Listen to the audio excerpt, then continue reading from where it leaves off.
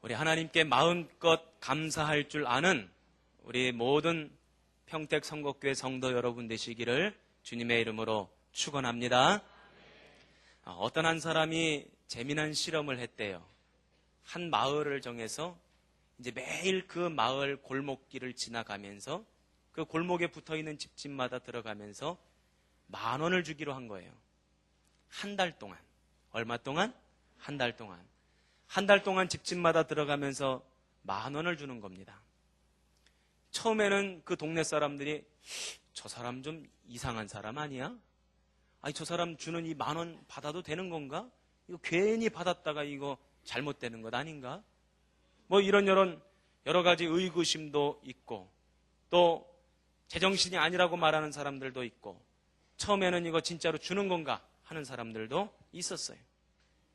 그런데 이틀, 3일이 지나면서도 계속해서 매일매일 찾아와 10,000원을 주니까 나중에는 한 주, 2주 정도 지나니까 이제 사람들이 밖에 나와서 기다리고 있는 거예요.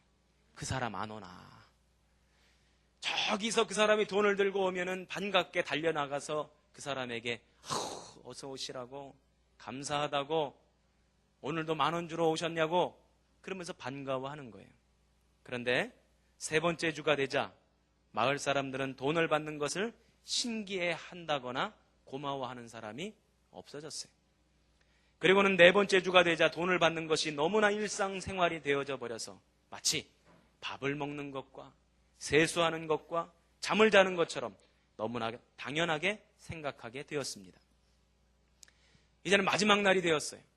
이 사람이 이제 마지막 날에는 돈을 하나도 안 들고 그냥 그 골목을 지나가는 거예요. 그때 사람들이 왜 돈을 안 주냐고, 돈 달라고, 어떤 사람은 화를 내기도 하기도 하고 어떤 사람은 불평하기도 하고 왜 돈 안 주냐고 따져 묻는 사람도 있고. 여러분, 돈 받는 것이 당연합니까? 돈 주는 것이 당연합니까? 그런데 어느덧 습관적으로 매일매일 10,000원씩 받아 버릇하다 보니까 그것이 당연하게 여겨졌고 감사한 일이 아닌 것이 되어버렸습니다.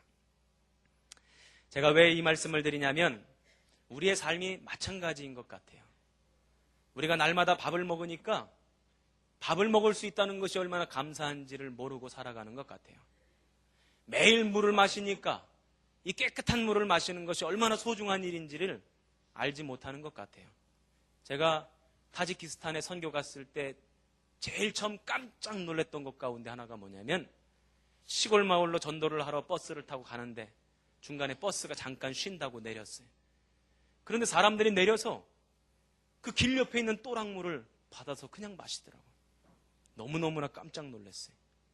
그래서 그때 제가 깨달은 것은 아하, 깨끗한 물을 마실 수 있다는 것도 너무나 감사한 일이구나. 신을 신을 수 있는 신발이 있다는 것도 감사한 일이고 덮을 수 있는 이불이 있다는 것도 감사한 일이고 입을 수 있는 옷이 있다는 것도 감사한 일이죠. 그런데 어느덧 우리가 이렇게 감사한 일을 알지 못하고 느끼지 못하고 당연한 것처럼 없으면 불평하고 그렇게 살아가는 것 아닌가 싶습니다. 제가 익산에 있을 때에 어떤 한 성도가 수술을 받게 되었습니다. 그래서 제가 수술 받기 전에 가서 그 성도를 위해서 기도해 드렸어요. 하나님께서 집도하는 의사의 손을 주장하셔서 수술이 잘 되게 하시고 모든 연약한 것이 고침받아 강하여지게 하시고 깨끗이 씻김받고 태어나게 하옵소서 하고는 기도해드리고 신방하고 격려해드리고는 돌아왔어요. 연락이 왔는데 수술이 잘 끝났대요. 그리고 한 이틀이 지났는데 전화가 왔어요. 목사님 빨리 오셔야 되겠어요. 그래서 제가 허겁지겁 무슨 일이 있는가 하고 병원에 갔습니다. 갔더니 가족들이 다 모여있어. 야, 이거 무슨 큰일인가 보다. 아니 무슨 일이길래 가족들이 지금 다 모여있고 목사를 이렇게 부릅니까? 그랬더니 방구가 안 나온대. 수술하면 수술이 잘 되었는지 그 결과를 방구가 나와야 알 수 있는데 방구가 안 나온다는 거예요. 그래서 목사님 방구 좀 나오게 기도해달래요. 여러분 오늘 아침에 방구 잘 나오셨습니까? 안 나오셨으면 큰일이에요. 저는 그 다음부터 방구가 나오면 어허 감사합니다. 여러분 방구가 나오는 것도 얼마나 감사한 일입니까? 그런데 이 감사한 일을 감사할 줄 모르고 살아가는 것, 그것이 우리의 인생 아닌가 싶습니다. 사소한 것에서 감사할 줄 아는 인생, 저와 여러분의 인생 되기 바랍니다. 우리 준비된 영상이 있는데 한번 우리 준비된 영상을 보도록 하겠습니다.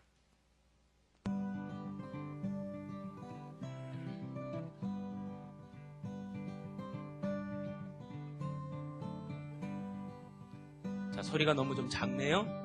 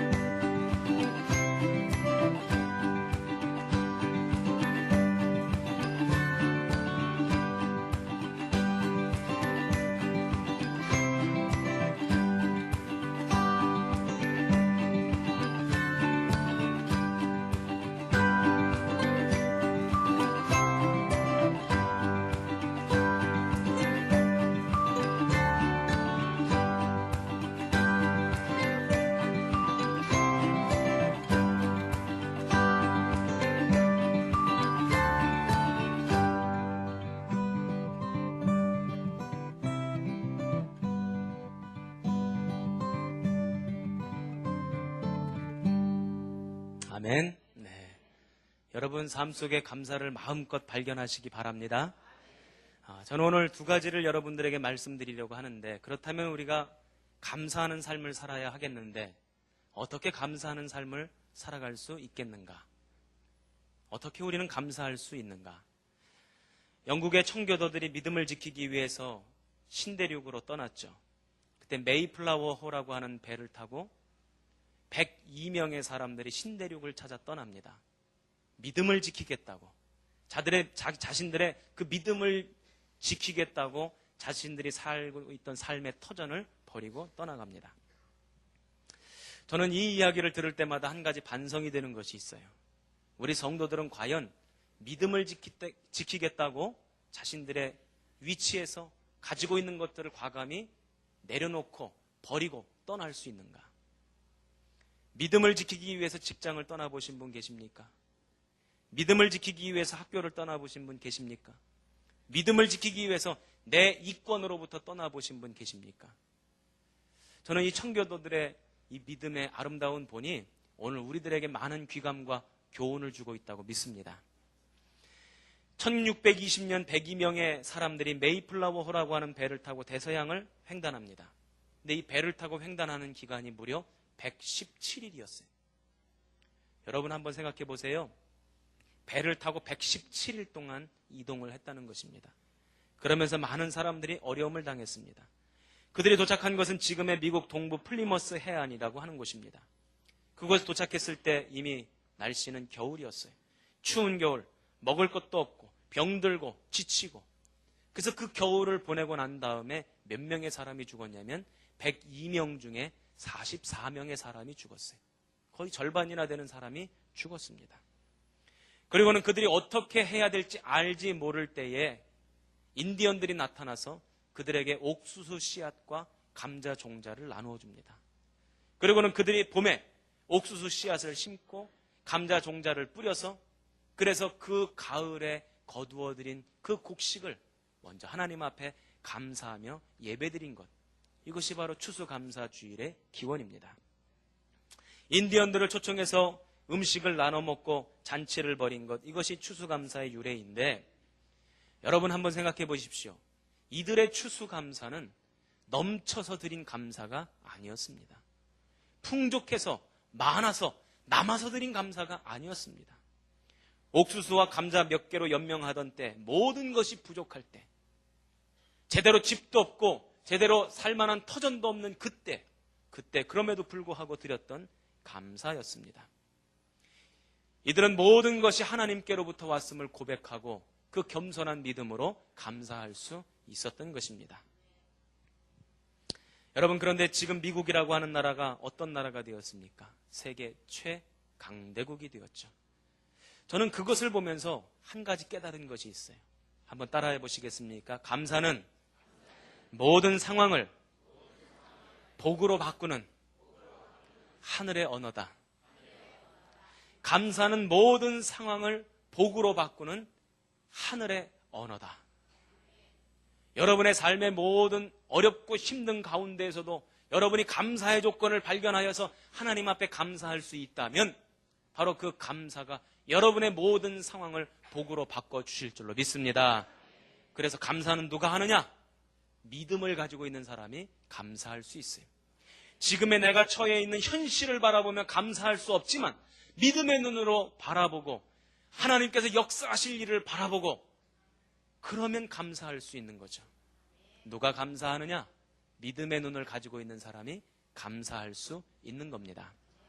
다시 한번 따라해 볼까요? 감사는 모든 상황을 복으로 바꾸는 하늘의 언어다. 시작!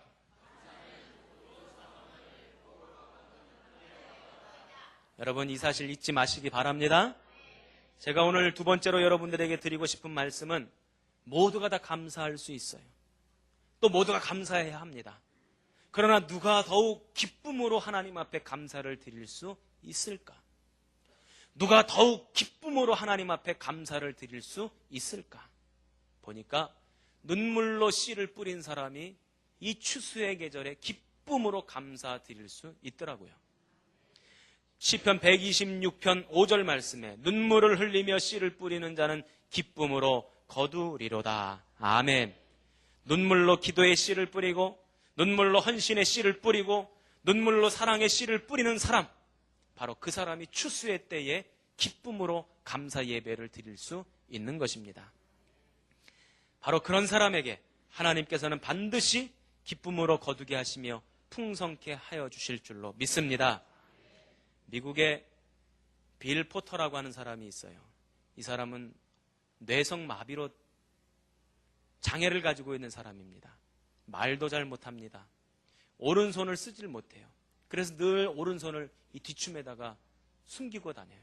걸어 다닐 때도 이 오른쪽 다리를 제대로 하지 못해서 이렇게 주춤주춤 하면서 걸어 다니다가 넘어질 때도 한두 번이 아닙니다.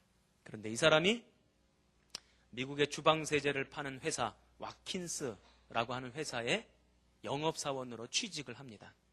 여러분, 와킨스라고 들어보셨어요? 주방세제 파는 회사? 이 동네는 잘 모르나? 굉장히 유명한 회사인데. 그런데 이 사람이 영업직원에 취직하여서 하루도 빼놓지 않고 자신이 맡은 지역의 모든 집을 찾아가 문을 두드리기 시작하는 겁니다. 처음에는요, 사람들이 쳐다보지도 않습니다. 들여보내지도 않습니다. 왜요? 말도 제대로 못하죠. 걷지도 못하죠. 팔도 한쪽은 못 쓰죠. 사람이 뭔가 부족해 보이죠. 그러니까 아예 관심도 갖지 않습니다. 그런데 사람들이 거절하면 거절할수록 더 좋은 제품을 가지고 와달라고 하는 부탁으로 알고 이 사람은 매일매일 하루에 15km씩 걸어 다녔대. 15km. 15km면 우리 집으로 치자면 40리? 40리길 정도 되는 거죠. 매일 걸어 다니면서 그 불편한 몸으로 걸어 다니면서 문을 두드립니다. 하루도 빠짐없이 문을 두드리는 그의 성실함에 고객들이 하나 둘씩 늘어가요. 그리고는 그가 영업사원이 된 지 24년 만에 와킨스사의 최고의 실적을 남긴 영업왕이 돼요. 그런데 놀라운 것은요, 이 사람이 세운 실적이 아직도 깨지지 않고 있다는 거예요. 저는 그것을 보면서 그렇구나. 이 사람은 느렸지만 절대로 멈추지 않는 걸음, 그 걸음으로 씨를 뿌렸구나. 눈물로 씨를 뿌렸구나. 그래서 하나님께서 거두게 하셨구나. 할렐루야.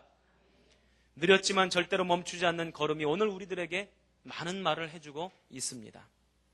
여러분, 이 사실을 기억하시기 바랍니다. 눈물로 씨를 뿌리는 자는 반드시 기쁨으로 거두게 되어 있습니다. 눈물로 기도의 씨를 뿌리시기 바랍니다. 눈물로 헌신의 씨를 뿌리시기 바랍니다.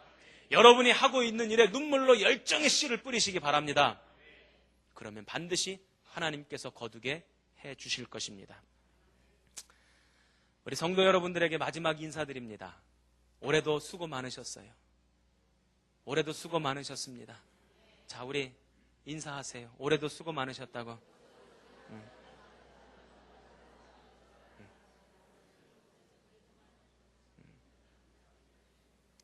올해도 눈물로 씨를 뿌리시느라고 수고들 많으셨습니다. 이 시간 하나님께 마음껏 거두게 하시는 하나님께 마음껏 찬양하고 마음껏 감사하고 마음껏 예배하는 저와 여러분 되기를 주님의 이름으로 축원합니다. 믿음으로 감사를 고백하는 저와 여러분 되시기를 주님의 이름으로 축원합니다. 왕의 지성소에